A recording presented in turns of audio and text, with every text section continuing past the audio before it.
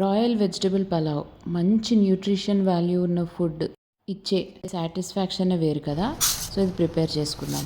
2 glasses of basmati rice first wash చేసుకొని వాటర్లో నానబెట్టుకోండి. ఇలా చూపిస్తున్నట్టుగా మీ దగ్గర ఉన్న వెజిటబుల్స్ అన్నీ స్లైసెస్గా కట్ చేసుకొని పెట్టుకోండి. పెద్ద స్లైసెస్, నాట్ స్మాల్. చిన్న చిన్నగా వేస్తే స్మాష్ అయిపోతాయి. సో ఇప్పుడు నేను ఒక కడాయిలో కొంచెం ఆయిల్ తీసుకొని దాంట్లో ఫస్ట్ నేను పనీర్ని గోల్డెన్ కలర్ వచ్చేంత వరకు ఫ్రై చేసుకుంటున్నాను. పనీర్కి కొంచెం టేస్ట్ వచ్చేలాగా దీంట్లో కొంచెం సాల్ట్ వేసుకోండి. జస్ట్ ఒక 2-3 పించెస్ అయితే సరిపోతుంది. దీంట్లో కొంచెం పసుపు వేసుకుంటున్నాను కొంచెం కలర్ రావడానికి. ఇప్పుడు వీటిని ఫ్లిప్ చేసుకుంటూ ఈక్వల్గా ఫ్రై అయ్యేలాగా గోల్డెన్ బ్రౌన్ వచ్చిన తర్వాత మనము కొంచెం ఆయిల్ అంతా డ్రైన్ చేసుకొని వీటిని తీసి పక్కన ప్లేట్లో పెట్టుకుందాం. కొంచెం వెజిటబుల్స్ అన్నీ కట్ చేసుకునేంత వరకే మనకు కొంచెం పని. దాని తర్వాత మాత్రం ఇది చేయడం చాలా ఈజీ, చాలా ఫాస్ట్గా కూడా అయిపోతుంది. ఇప్పుడు నేను ఇదే ఆయిల్లో కొంచెం షాజీరా వేసుకుంటున్నాను అండ్ లవంగాలు, ఇలైచి, దాల్చిన చెక్క. ఇది చూసారు కదా, ఇది లాంగ్ బే లీఫ్ అనమాట. బిర్యానీ ఆకే లాంగ్ ఉంటుంది. ఇది చాలా టేస్టీగా ఉంటుంది. ఇలా గ్రీన్గా ఉన్నప్పుడే వేసుకోవాలి. ఇప్పుడు నేను స్లైస్ చేసిన ఆనియన్స్ వేసుకుంటున్నాను. ఎక్కువ వేగాల్సిన అవసరం లేదు, జస్ట్ అలా ఆయిల్లో వేగితే సరిపోతుంది. కొంచెం గ్రీన్ చిల్లీస్ నేను పొడుగ్గా కట్ చేసుకుంటున్నాను అండ్ సర్కిల్స్ లాగా కట్ చేసుకున్న క్యారెట్, లాంగ్ బీన్స్ కూడా 1 to 1.5 ఇంచ్ అంత కట్ చేసుకొని అన్నీ కలిపి ఫ్రై చేసుకోవాలి.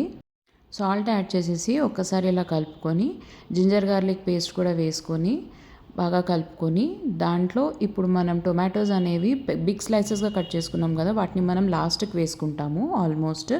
ఎందుకంటే ముందే వేస్తే అవి స్మాష్ అయిపోతాయి. ఇప్పుడు దీంట్లో కావాల్సిన స్పైసెస్ అన్నీ ఉప్పు, కారం, garam masala and pepper powder, కొంచెం చిల్లీ పౌడర్ అన్నీ కలిపి వేసేసుకొని మూత పెట్టాల్సిన అవసరం లేదు. ఇలా ఉన్న స్టేజ్లోనే ఫ్రై చేసుకొని పెట్టుకున్న పన్నీర్ కూడా వేసేసుకోవాలి. ఒకసారి కలుపుకొని ఇంకా స్టవ్ ఆఫ్ చేసేయడమే. ఇప్పుడు ఆల్రెడీ సోక్ చేసిన బాస్మతి రైస్ని ఎలక్ట్రిక్ కుక్కర్లో వేసుకొని దాంట్లో 2 గ్లాసెస్ ఆఫ్ బాస్మతి రైస్కి నేను 3.5 వాటరే వేసుకుంటున్నాను. ఎందుకంటే మంచి గ్రేనీగా అవ్వాలంటే కొంచెం తక్కువ వాటర్ వేసుకోండి.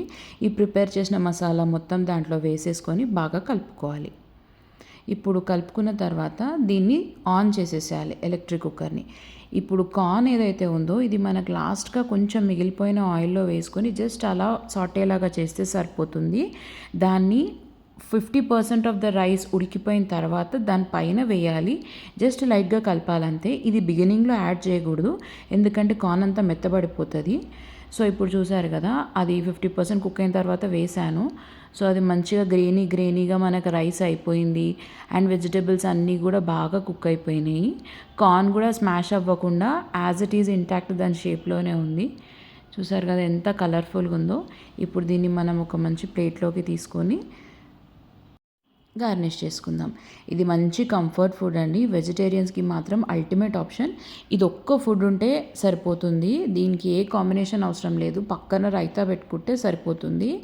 ఆనియన్ రైతా చేసుకొని దీని కాంబినేషన్లో తింటే మాత్రం అద్రిపోతుంది.